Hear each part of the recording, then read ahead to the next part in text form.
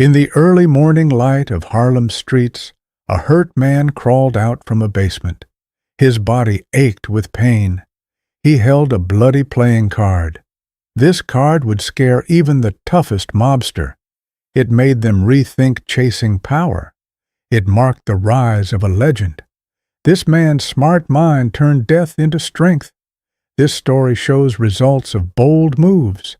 Each act spread like waves. It built teams. It created lasting fear. The fear stayed after the guns went quiet.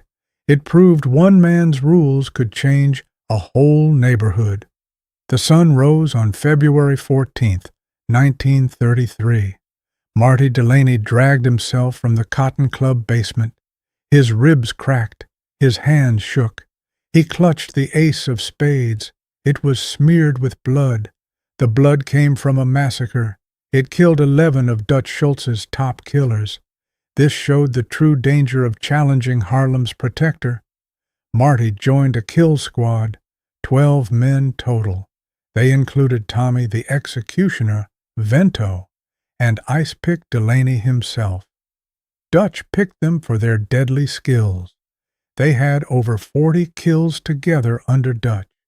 But in that small space, their numbers backfired. Panic hit.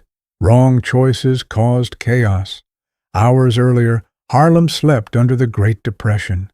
Dutch Schultz felt his empire shake. He was a Bronx-born bootlegger. Prohibition was ending. He targeted the numbers racket. It ran deep in the community.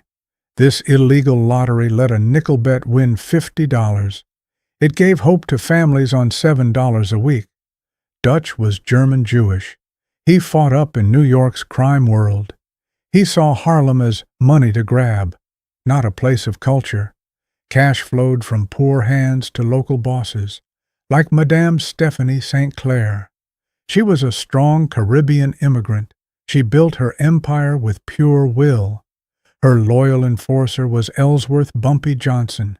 He was 27. His bumpy head from childhood hinted at tough times. He beat obstacles with brains, not just fists. Bumpy's life started in Charleston, South Carolina. Street fights and family danger pushed him north.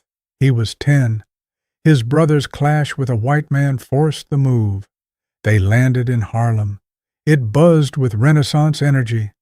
But now, money troubles hit hard. Bumpy learned in jail. He read Shakespeare and philosophy. He changed from fighter to thinker. He earned loyalty with smart protection. He got back stolen money for runners. He took down corrupt cops, not always with violence, often by ruining their respect in the community. By January 1933, Dutch sent men to Madame St. Clair's club. It was on 133rd Street. They gave an ultimatum: pay tribute or die. She ruled her world. She sent them away. Bumpy watched from shadows. His sharp eyes warned them. They ran back to Dutch. This sparked his rage. Dutch bowed to no one, especially not a black woman and her helper. Dutch refused to give in. He planned brutal violence. He targeted Bumpy. Bumpy was the symbol of Harlem's fight.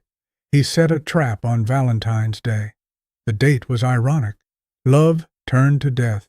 A fake tip lured Bumpy to Madame St. Clair's counting house on Lenox Avenue at dawn. Did he sense the trap or walk in knowing? It stays a mystery. Bumpy went down to the basement. It was dim, full of crates, liquor, poker tables. Click. 12 guns cocked. Killers appeared. Tommy stepped forward. He sneered. Greetings from Dutch. Bumpy stayed calm. He scanned the odds, tilted his head. Is that all you got? Not a bluff. It carried the beat of fights he mastered, from Southern scraps to prison riots. Tommy's finger hovered on the trigger. He gave a last demand. Bumpy's words cut sharp. You think I came alone? Doubt planted. It froze the shots, just long enough. Bumpy struck, not at men, at the light bulb. Smash. Total darkness. Bumpy knew every inch, from countless nights. Intruders shot blind. Boom, boom. Bullets hit their own. Screams echoed. Panic ruled. Bumpy moved silent.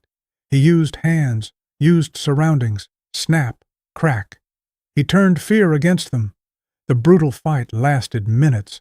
Light came from stairs above. The scene showed destruction. 11 men down, from friendly fire, from breaks, from knockouts. Marty alone lived.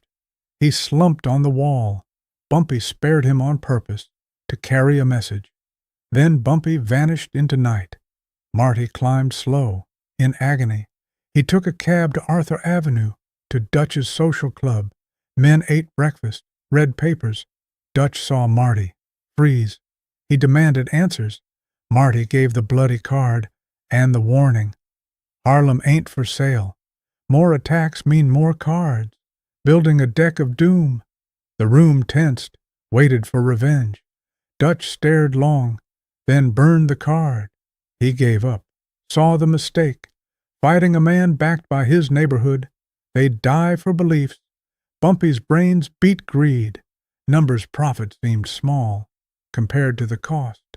Dutch pulled out of Harlem, a shock for him. He'd fought giants like Lucky Luciano, but Bumpy was untouchable. Decades later, in the 1970s, an old cotton club worker shared a secret. Bumpy had allies upstairs.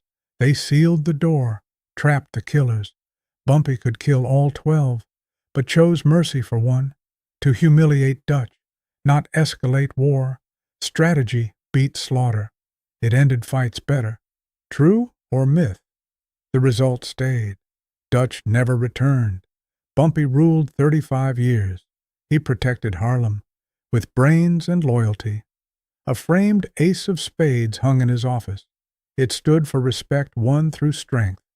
That February 14th changed crime lines. One night stand built power. Results echoed past the basement. Fear linked to trust. It raised Bumpy as Harlem's king forever. For more on these key moments in his unbreakable code, subscribe to Bumpy Johnson, King of Harlem, like if his smarts beat all enemies. Comment your plan for facing such a warning. New stories tomorrow. Stay locked in.